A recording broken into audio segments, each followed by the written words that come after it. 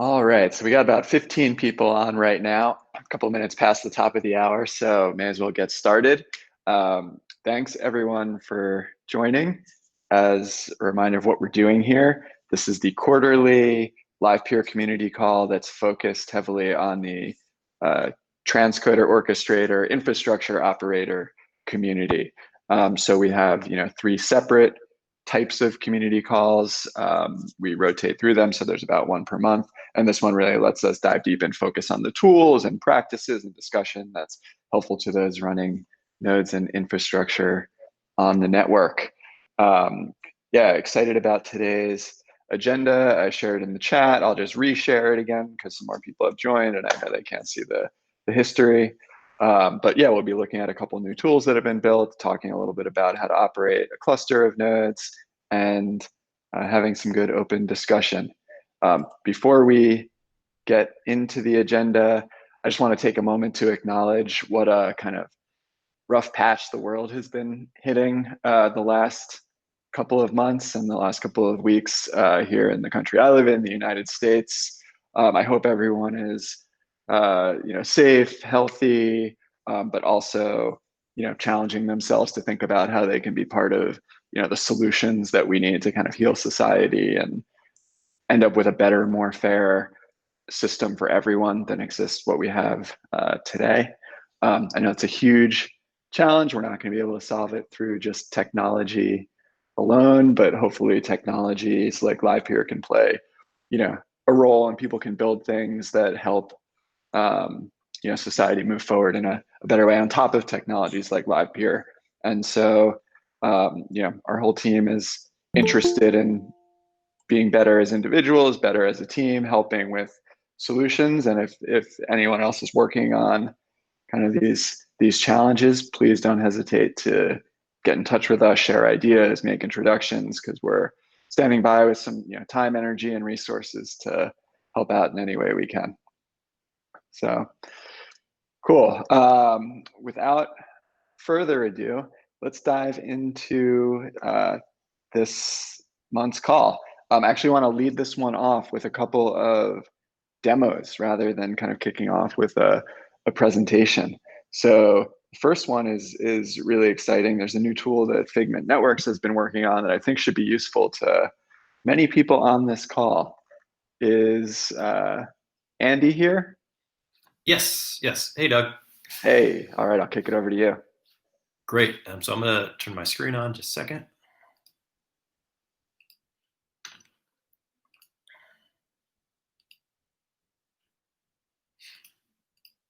Okay, let me know when you can see a white screen with Hubble at the top left. We're good. Yeah, we can see. Good. Okay, so we've had this sort of block explorer, staking explorer called Hubble for a while on a few networks that are mostly based on Cosmos. And we've had some other features floating out there like rewards reporting. And we decided to work with LivePeer to bring LivePeer to Hubble. And so what you're going to see today is the first version of that. And so the good news is there's more to come.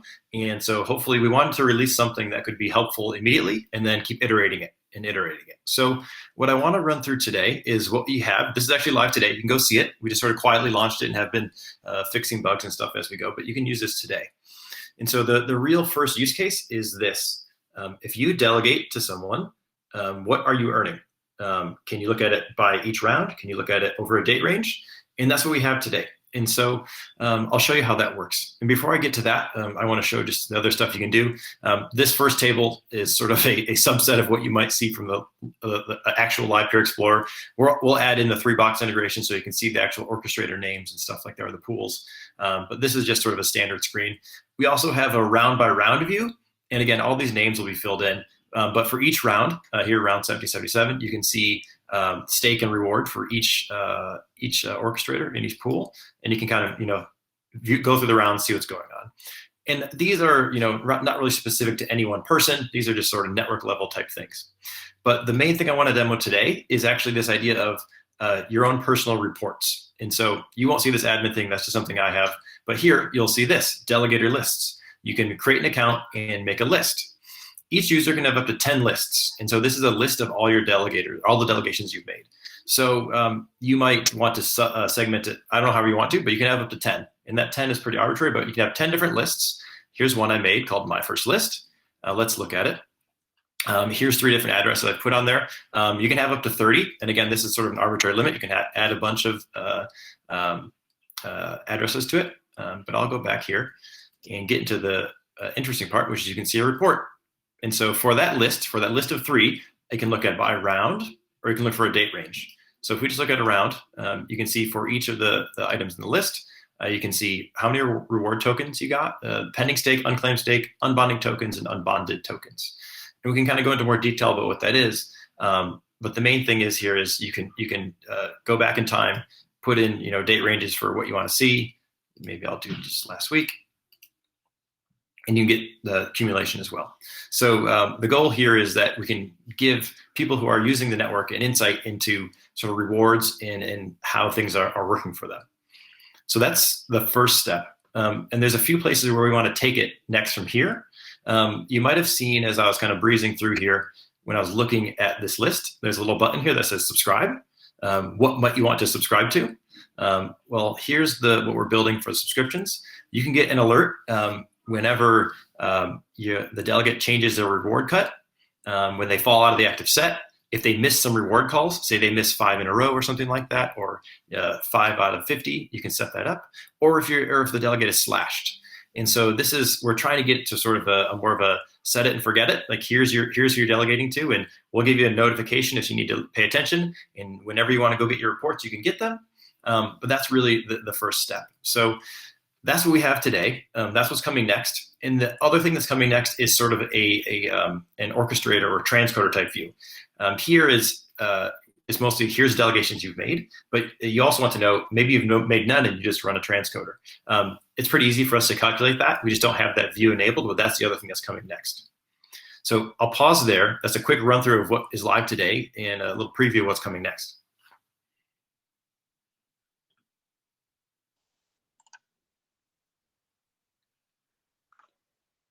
Awesome. Thanks so much for sharing that. Some people might have questions, so feel free to jump in. But what I'm really excited about is this is kind of a long overdue feature that many of you have been asking for in the ecosystem, which is how can I track how many tokens I've earned on each day or each round in the past? And you may want to do that for your own analysis. You may want to do it for accounting purposes. You may need to actually report on it for tax purposes, these sorts of things.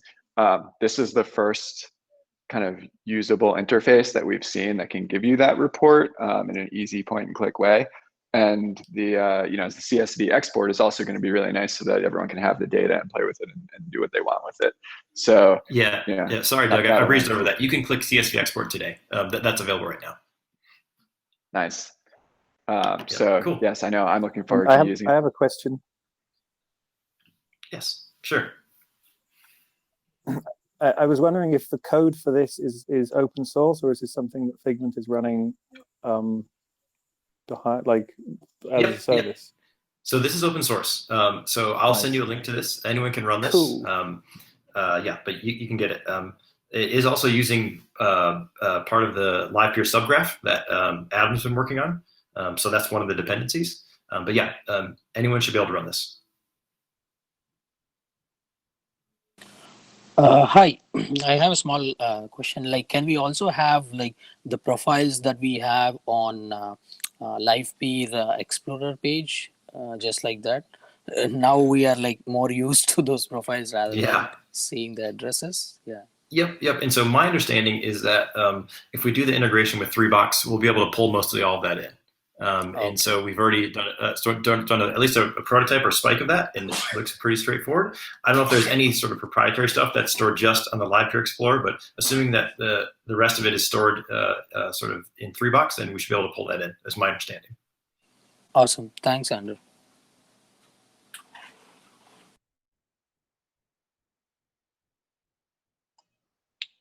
All right, great. So I think the link to that is shared in the chat there. It's hubble.figment.network. They've soft launched it for us all to try it out and get feedback, but I look forward to helping promote it more to our whole community once they're ready and feel good about it. Cool. So,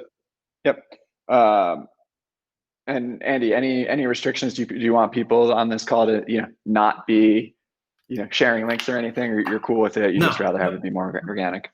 I would rather try to get all the feedback directly is my main thing. We know there might be, here's the things we're looking for. We're looking to make sure the data is consistent. We're look sure it's accurate, trying to find edge cases. And so I don't want to say like, hey, this is the gold standard that's been audited. It hasn't, but we think it's pretty good. And from the spot checks, it looks good. And so we just want to spend a little bit more time with it. But the more people that can start using it, that'd be great. Awesome. Okay, cool. Thanks for presenting there. So we have another demo coming up. So I think Sume is going to give a demo of the work they've been doing on trying to expose, from Biddle Labs, is going to give a demo on some work they've been doing to try and expose the fee or the prices that node operators are charging and the information related to the fees that are flowing through the network. Sure. I have a presentation for this, and I'll be sharing it. Great. Yep. I think you can press share screen probably. Yeah, sure. Let me know if you are able to view this. Yep, we can see it. Okay. So basically, I am Soumya Agrawal. I lead the research team at Build Labs, and I also act as a solution architect. So we have been involved with the LivePeer community for quite a while now, and we have built this tool called the pricing tool. It gives more visibility into the pricing metrics involved in the LivePeer ecosystem, and the key metrics that it focuses around is the price per pixel metric and the total fee generated metric. The tool also exposes the pricing history for orchestrators, which was not present before.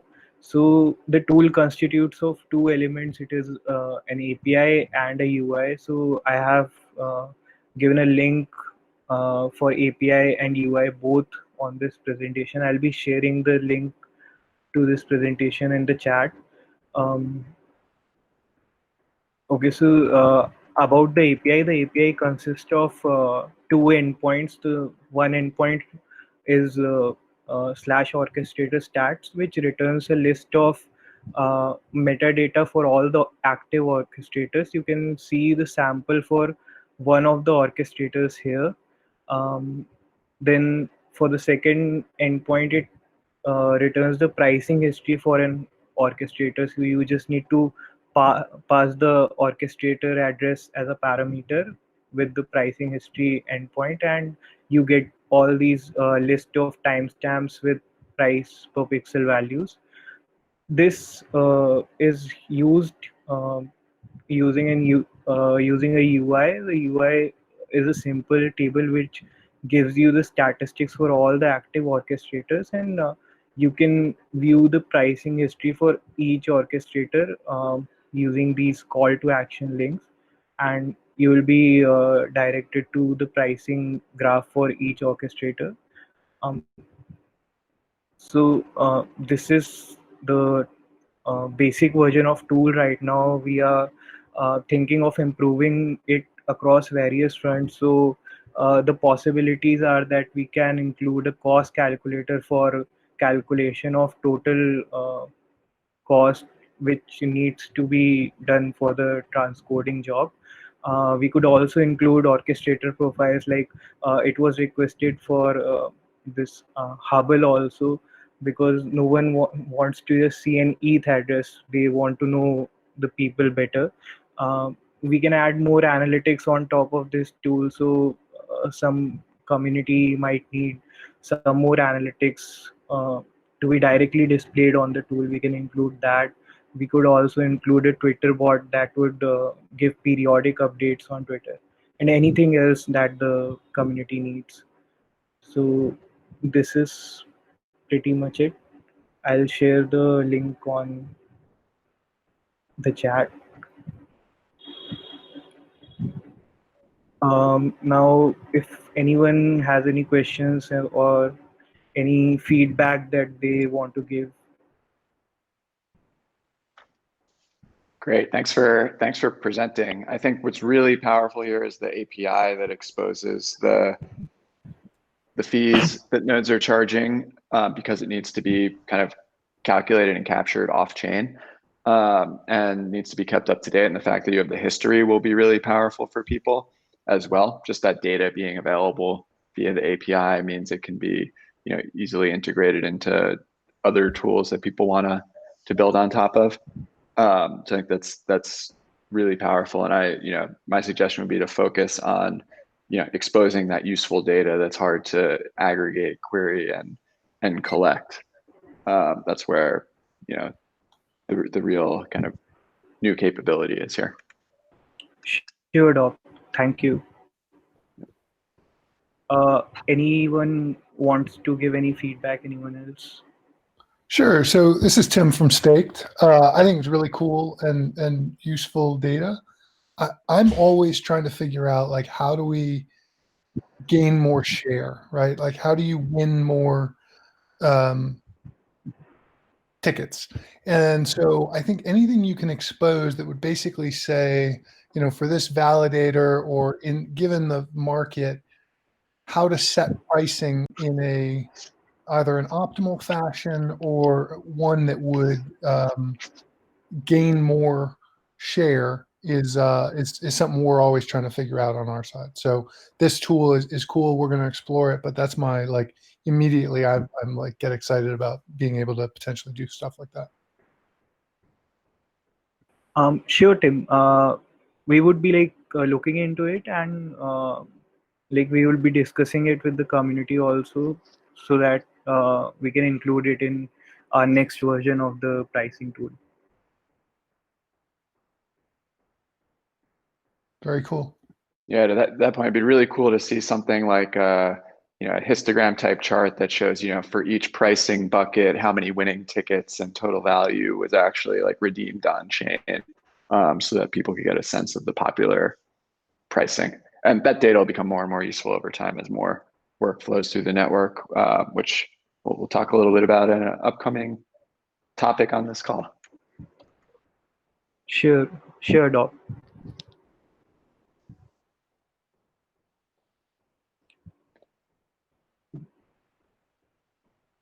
Okay, great. Yep, thanks for the presentation on that. We have another demo to get to, our presentation as well, from Yandin, who's been doing a lot of work on kind of how to run a production level live Pier infrastructure and how to use some popular DevOps tools like Kubernetes to scale your Orchestrator Transcoder setup. So hopefully that is useful to everyone on this call. I'll kick it over to Yandin. Cool, thanks. So as was just mentioned, something that we've been thinking about internally lately is how do we even run the software that we've built in a reliable fashion? And I think there's two motivations here. I think one is we want to understand what improvements we need to make to the software in order to make it easier to run reliably. And two, with those learnings, we can share them with the community so that more people are aware of how to run reliable nodes. So as was already mentioned, the two key pieces of technologies technology pieces that we've been exploring lately is one, Kubernetes, and two, Helm. So Kubernetes is this container orchestration system that was designed to make it easier for developers to run containers that are running their software in a variety of environments. So the useful bit of it is that it doesn't really matter if you are using a cloud service provider like GCP or Azure or AWS, you will still run your Kubernetes application in the same exact way. So you could choose to one day run your containers on AWS, for example, and on another day, if you are switching to, let's say, bare metal hardware because you have access to a data center somewhere, you can still run that same application that you've built, and it should be pretty easy. So there's a lot of flexibility benefits here in being able to run the same application in multiple different environments without having to deal with too many of the nitty-gritty details of porting the application from one environment to the other. And the second technology that we've been playing around with is Helm, which is built on top of Kubernetes. And Helm is basically marketed as a package manager for Kubernetes. So it helps you write your Kubernetes-based application and also helps you deploy it. And I think it'll become a little more clear some of the benefits of using Helm as I walk through some of the work that we've been doing internally. So I'm going to share my screen now so we can take a look at some of that.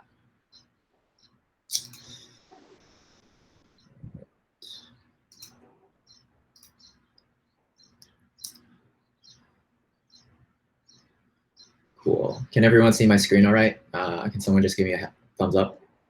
Yep. Great. So what we're... I would say the text is a little small, but we can see it. Yeah. Is that a little better? Yep. Great. So what we're looking at here is a live Pier Helm chart. And this is one of the files that's included in the chart, and it just describes the different components that are included in this application. So if we look at this dependencies section here, there's a bunch of components that are helpful in running live Pier, but for the purposes of this discussion, we'll just focus on this one, the orchestrator. So on line 28, we can see that we have this orchestrator component, and it has this repository field. And the repository field tells us where to look for the orchestrator information. So let's take a look at that. In this tab, this is the file that's being referenced by the dependencies that we were just looking at. And I'm not going to go into the nitty-gritty details of what's contained here. Like, you see a lot of these like handlebar notation and a bunch of fields. But the basic purpose of this file is to serve as a template, configuration template. So typically, if someone wanted to deploy a Kubernetes-based orchestrator, they themselves would have to understand all the different configuration options that are exposed on the orchestrator, and they would have to manually set up that file themselves. But the purpose of this template file is that it tries to, as much as possible, extract the configuration options that most people would need. And all of that is included in this template file. And the idea is that when someone else wants to deploy a Kubernetes-based orchestrator, most of the default configuration options are already enabled. So they actually don't need to worry about that. And the only thing that they need to worry about is what specific configuration that they need that is not a part of the generic template. So this template file contains some very basic,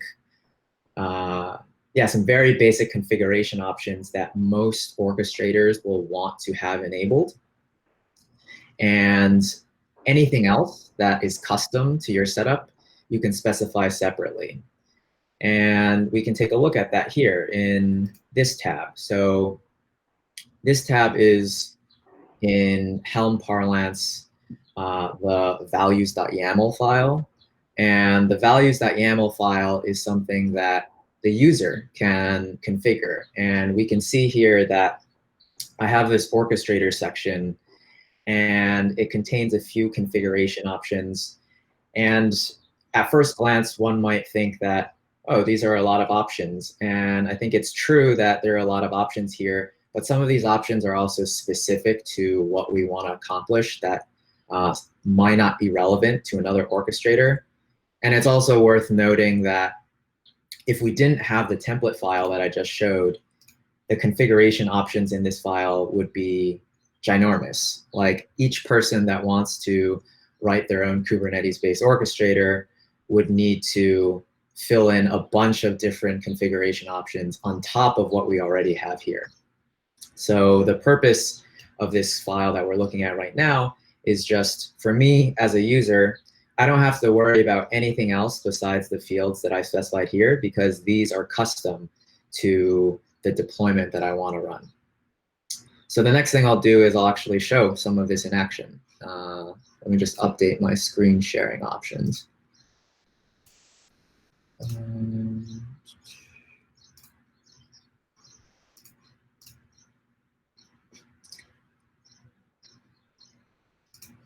Cool. So now I'm in my terminal. Can someone just give me a heads up if they can see my terminal? Yes. Great. So what I'm going to do here is I'm going to install a Kubernetes-based orchestrator with this command that I'm copy and pasting here. And under the hood, I'm currently connected to a data center that I have access to. So this is specific to what I want to accomplish right now, but you could swap out that data center for AWS or GCP or Azure. That's your choice as a user, but for the purposes of this demo, I'm using a data center that I have access to. And what I'm doing here is, if we look at this command that's on the screen, that I hope everyone can see, I'm running Helm install, which the purpose of that command is to install a Kubernetes-based application. And the -f flag is telling Helm to look at this values.yaml file. So this is the file that we were just looking at right here with all the configuration options specific to my orchestrator. So it's telling Helm, use this file for configuring the orchestrator. The next two lines, we have these set file flags, and the set file flag is right now just used to pass in the credentials for my orchestrator. So as most people are familiar with, as an orchestrator operator, I typically operate using a key store wallet file that I have access to and the password to decrypt that key store wallet file. So all I'm doing here is I have a local RinkB wallet and a local password for that RinkB wallet, and I'm just providing those to Helm so that it will have access to it so that the orchestrator can use those credentials. And the last two portions, test live Pier is the name of my release. So release is just, you can also think of it as like the name of the application that's being deployed. So I'm just calling it test live Pier. And last but not least, we have charts/live Pier, and that just indicates if we go back to my code editor, that just indicates this base chart file that contains all the different components that we want to include in our deployment. For the time being, we're just going to worry about the orchestrator and none of the other things included here. So let's see if this works. OK, so I ran this command, and it says that the deployment was successful. And we can confirm that by running this command here. So this will show us in Kubernetes, it's called pods. So like pods are like the units that actually run our application. And we can see here that I have this test live Pier orchestrator now running. And it was being initialized when I last ran this. So after running that command again, we can see that it's running. And let's just look at the logs to confirm that it's actually operating as we expect. So we can check the logs with this command. And there we go. So we can see that we now have an orchestrator that's connected to RinkB that was deployed. And these are the logs. So that's the most basic thing that we can do with Helm and Kubernetes. I think one more thing that I'll show is that it's pretty straightforward to update this deployment. So right now we have one orchestrator, but what if we wanted to have multiple orchestrators? So let's go back to the values file. So as I mentioned previously, this file contains all the user custom configuration that we want for the orchestrator. So one thing that we can do is there's this replica count field. So by default, the replica count field is 1. So what that means is that when we run the deployment, there's only going to be a single orchestrator. But if we change this to 3, what should happen is that if we update our deployment, we should end up with 2 additional orchestrators instead of just 1. So let's try that. So going back to the original command, the first time that we deployed, we had to do Helm install because our application didn't exist yet. Once our application has been deployed, we can upgrade it on the fly. So Helm has this upgrade command. And what this should do is it will find the existing application, it will use these new values that have been updated, and it should update that on the fly. So let's see if that works.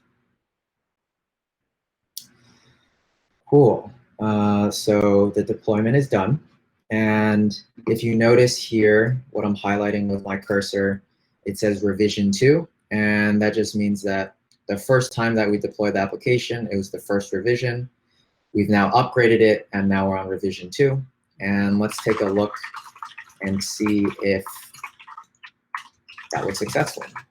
So let's search for our test live Pier pods. And we can see now we have 3 orchestrators instead of just 1. And all it took was a single field in the values file to increase the number of orchestrators that we're running. And now we have 3 of them. So let's take a look at the logs for one of them just to make sure that everything is working as expected. Oop.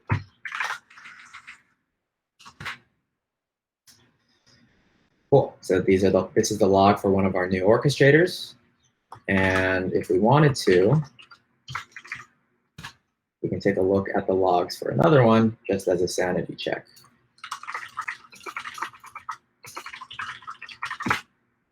Cool. So we can see that we had a second orchestrator here in addition to the first one. And now we have 3 orchestrators running. And that kind of just scratches the surface with like how you can upgrade your Kubernetes-based applications on the fly. And just to give a little bit of background on why we think this is useful, I think it's been pretty common to view the role of an orchestrator on the public network as if you as an orchestrator operator run a single orchestrator node. Although I think what we've realized is that there are a variety of reasons why it may be useful to run more than one orchestrator node. You may want a more resilient cluster.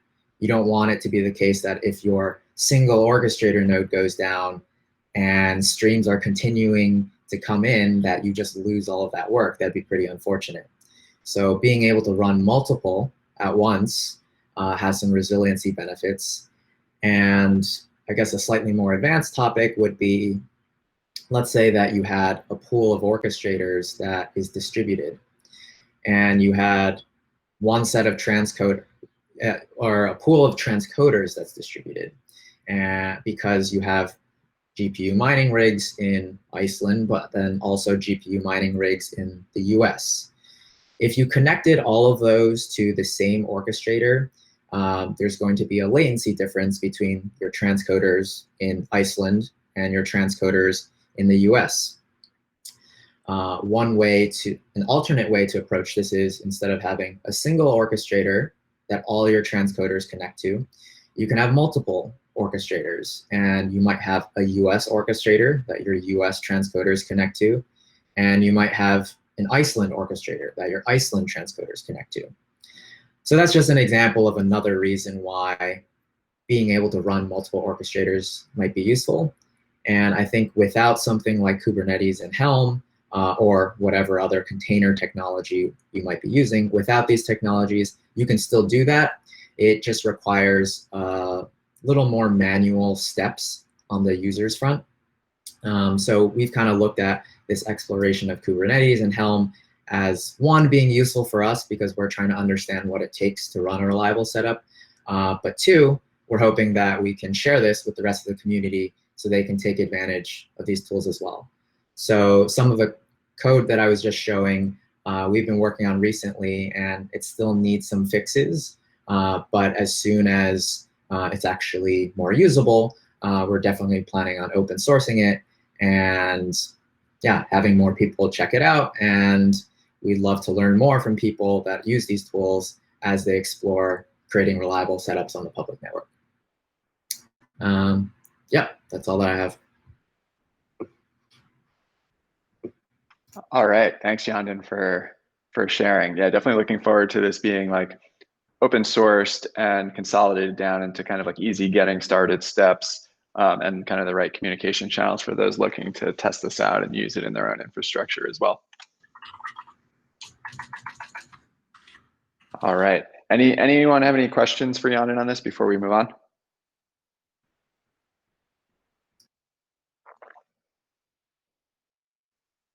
No, all right, we'll save these for the Discord channel then, and the GitHub. Cool. Okay, so the next topic I wanted to talk about was getting actual fees flowing through the network from real production users, and how you can kind of compete to win that work and monitor your kind of performance there. You may or may not know LivePeer Inc., the company, has been building an API that sits on top of LivePeer that uses LivePeer for transcoding infrastructure, but abstracts away all the complexities that video industry companies would need in order to use LivePeer. So payment abstraction and providing all the DevOps for redundancies and reliabilities and whatnot. And you can see the kind of first version of the docs and sign up for a token and test it out at livepeer.com. But the good news is we have a couple early bird users that are about to go live in production and either relaunch their apps with this infrastructure upgrade or launch their new applications in the coming days and weeks. Fingers crossed, it's on them to press the launch button, not on us. But when they do, we'll actually start to see some real scale streaming usage flowing through mainnet from third-party applications. So that's really exciting, kind of a milestone we've been working towards for a long time. Yeah. So and I'll let them go live before they share their own kind of apps and what they're doing, but I think they'll be exciting to this community. So the good news is, the user that's paying fees into the network is kind of this LivePeer Inc. API, right? And we're going to see, in the coming days and weeks, on the order of, let's say, 50 to 100 concurrent streams of video flowing through mainnet, hopefully, which is not a trivial amount of video. And so as you're all running nodes and trying to compete to win that work, what information do you need to be able to do that? The one thing that hopefully is useful that I'll share is kind of in running this API, what we are really trying to do in the early days is ensure high reliability, and we're trying to test the reliability of the public network under different pricing conditions. And so we're going to be like varying the prices that are paid into the network in order to get this work done, to observe, what's reliable, what's not as reliable, et cetera.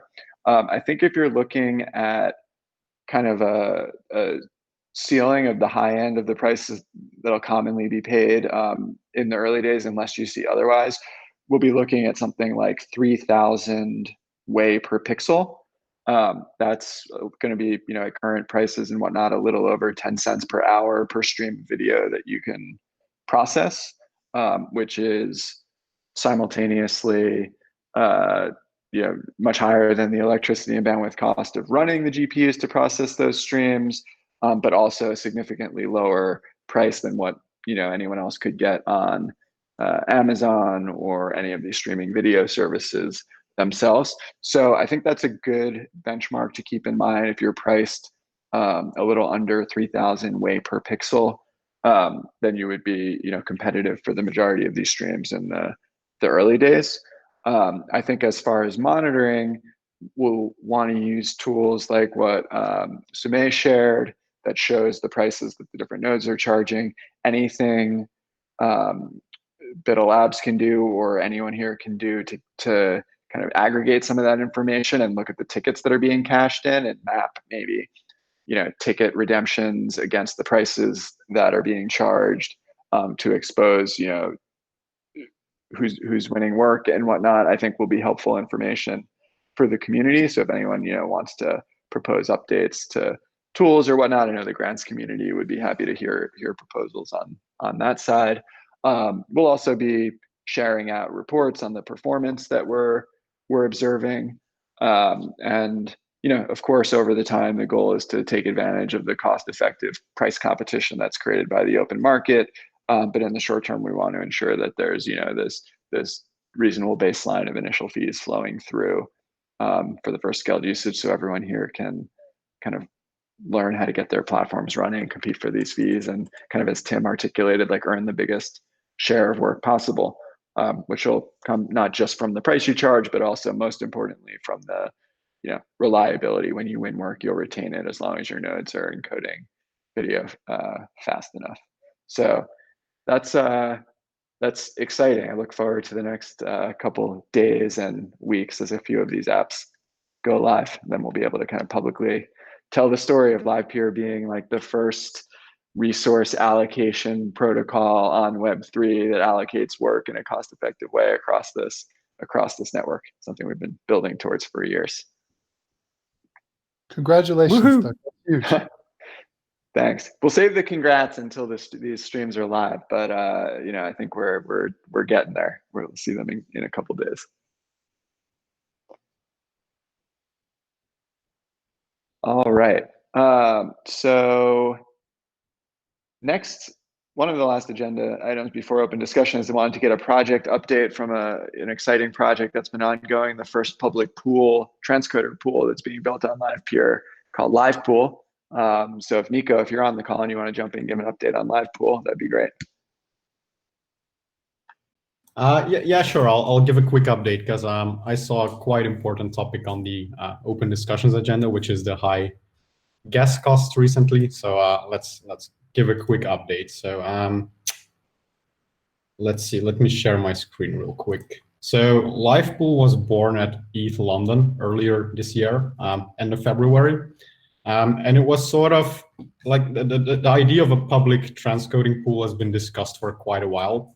But it sort of became really practical after the Streamflow update released, because that sort of indicated the start of a split between orchestrators and transcoders. I don't know if people can see my screen or not, but there should be like a picture yes. with the setup.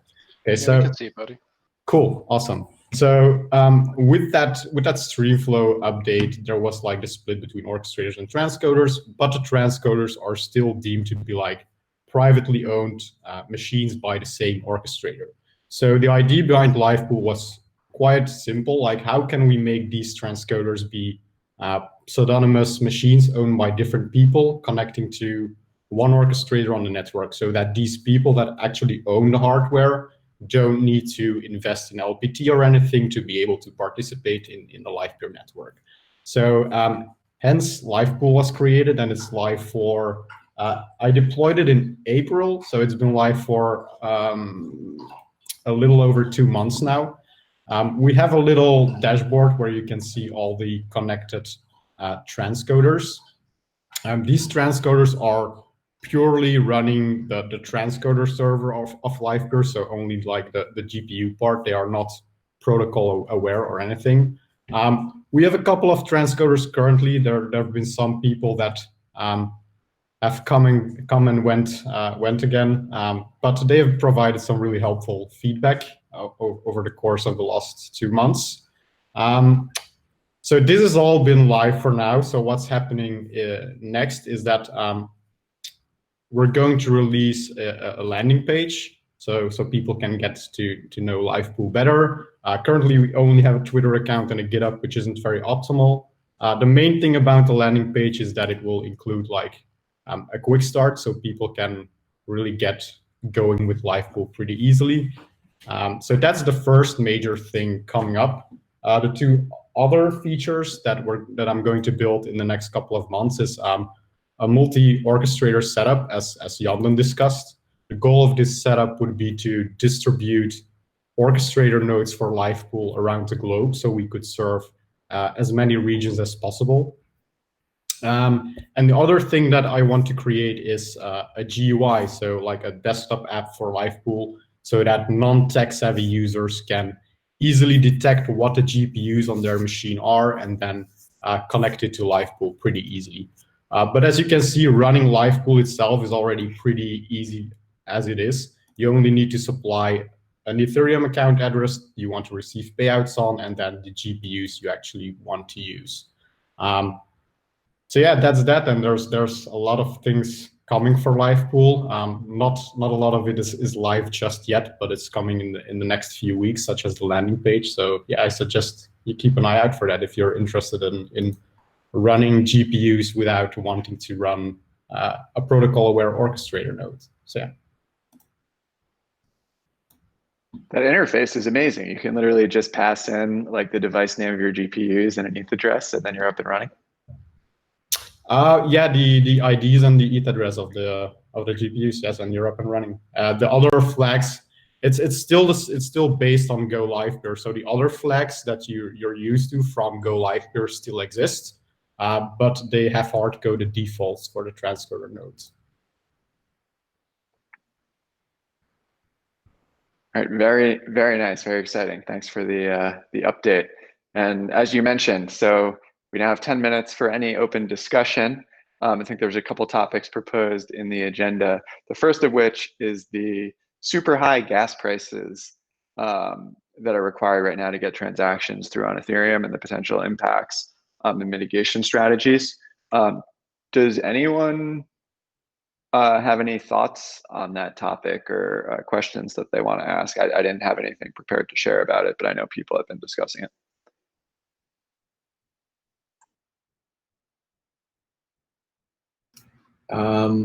I think it's worth highlighting in case people haven't seen it. Adam created a pretty good forum post recently that tries to highlight some of the main things a user should take into consideration when staking in the Explorer. So a lot of this is around just general awareness of what the gas prices look like at any given point in time, but also clarifying some common misconceptions around things like claiming earnings. So claiming earnings is typically not a time-sensitive operation.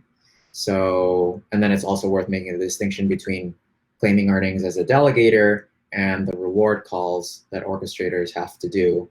So for the earnings claiming operation for a delegator, those are not time sensitive unless you want to stake additional LPT. So if it's the case that the gas prices are high and you don't need to stake additional LPT or move stake or unstake, you do have the option of waiting a little bit of time and seeing how the gas prices move, so you don't have to rush to get your transaction in. So I'll include a link to that forum post just in case people haven't seen it. I think it's a useful resource for reference. And I think the only other thing that I'd add is there's some things that we're taking a look at to help reduce the gas costs of staking in the Explorer. But those are things that just take a little more time and require a development cycle. So yeah, just worth noting that they are actively being investigated.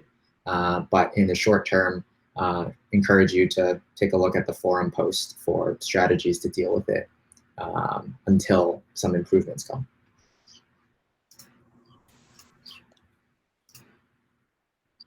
So one other strategy people may look into, we don't use it for live peer, but on other areas, is gas token, which uses some kind of Ethereum trickery to buy gas when prices are low so that you can then spend it when prices are high. Tim, does it actually work in your experience? You use it in other protocols? It totally works. I mean, it's all about your ability to identify what's a low gas price and a high gas price, and effectively predict the future in Ethereum. But yeah, I mean, if you've got a point of view on where gas is, it works really well.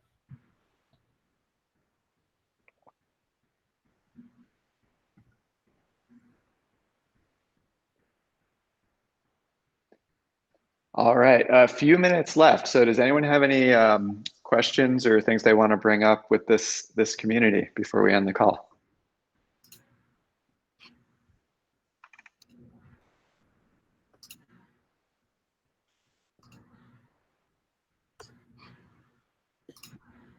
All right, so yeah, I guess the last thing that I'll mention is, as you know, we have the kind of decentralized governance track going on, and we passed the first poll, and thank you for everyone who participated in the process of kind of defining the proposal and then actually voting in the proposal. We had a great turnout. There's a bunch of kind of informal discussions that are going on in the forum right now and the Discord channels, which will may eventually lead to proposals. One area that I think that'll be relevant for this community that I should start a thread on the forum is just the notion of whether orchestrators are actually required or incentivized to participate somehow by the protocol, or penalized if they don't participate. I know naively there's a lot of drawbacks or consequences to requiring participation through things like slashing or whatnot, but I think there's a lot you can do on the incentive front with those who participate and vote have the opportunity to earn more rewards or fees or what have you. And so I think it'll be good to get a discussion going with this community on that topic. I'll probably share a thread, or if anyone else starts a forum thread, drop it into the Transcoder Discord channel, and we can pick that discussion up in the coming weeks offline as well. So cool. All right. Well, thanks everyone for joining. I think this was one of the best Transcoder focused calls we've had so far. We've got the recording that'll go up online for others. And if you have ideas for what you want to share or present at the next call, don't hesitate to shoot them our way. Thanks, everyone. Thank you. Bye-bye. Bye. Thanks, Awesome. Doug. See you guys.